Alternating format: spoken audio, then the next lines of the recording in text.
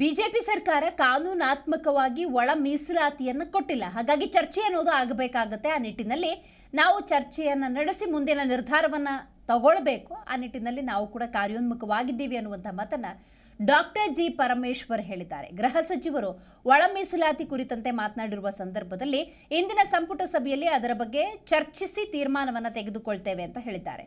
ಒಳ ಮೀಸಲಾತಿ ಕೊಡುವ ಸಂದರ್ಭದಲ್ಲಿ ಕಾನೂನಾತ್ಮಕವಾಗಿ ಕೊಡಬೇಕಾಗತ್ತೆ. ಕಾನೂನಾತ್ಮಕವಾಗಿ ಯಾರಿಗೆ ಎಷ್ಟು ಅನ್ನುವಂಥ ನಿಟ್ಟಿನಲ್ಲಿ ಒಂದಷ್ಟು ಚರ್ಚೆಗಳು ಆಗಬೇಕು. ಬಿಜೆಪಿಯವರು ಅಧಿಕಾರದಲ್ಲಿದ್ದ ಸಂದರ್ಭದಲ್ಲಿ ಅದನ್ನು ಕಾನೂನಾತ್ಮಕವಾಗಿ ಬಳಸಿಕೊಂಡಿಲ್ಲ.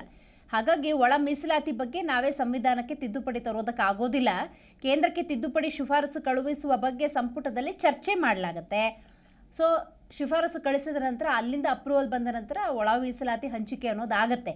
ಆ ನಿಟ್ಟಿನಲ್ಲಿ ಬೆಂಗಳೂರಿನಲ್ಲಿ ಗೃಹ ಸಚಿವ ಡಾಕ್ಟರ್ ಜಿ ಪರಮೇಶ್ವರ್ ಇರುವಂಥ ಗೊಂದಲಕ್ಕೆ ತೆರೆ ಎಳೆಯುವಂಥ ಪ್ರಯತ್ನವನ್ನು ಮಾಡಿದ್ದಾರೆ.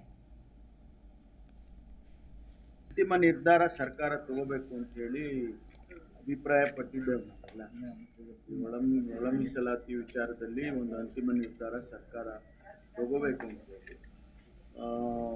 ನಾವು ಚಿತ್ರದುರ್ಗದಲ್ಲಿ ಒಂದು SC/ST ಸಮಾವೇಶವನ್ನು ಮಾಡಿದ್ದು ಚುನಾವಣೆ ಬದಲು.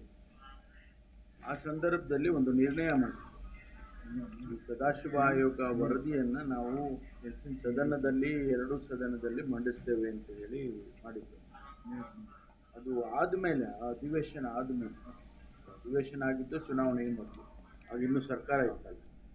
ಆ ಸರ್ಕಾರದವರು ಹಿಂದೆ ಬೊಮ್ಮಾಯಿಯವರು ಅದನ್ನು ಒಂದು ಸಮಿತಿ ಮಾಡಿ, ಕ್ಯಾಬಿನೆಟ್ ಸಬ್ ಕಮಿಟಿ ಮಾಡಿ ಇದನ್ನು ರಿಜೆಕ್ಟ್ ಮಾಡಿ ಬೇರೆ ಸಬ್ಜೆಕ್ಟನ್ನು ತಗೊಂಡು ಅವರು ಮೀಸಲಾತಿಯನ್ನು ಹೆಚ್ಚು ಮಾಡಿ ಕೇಂದ್ರಕ್ಕೆ ಶಿಫಾರಸು ಮಾಡಿದ್ದಾರೆ.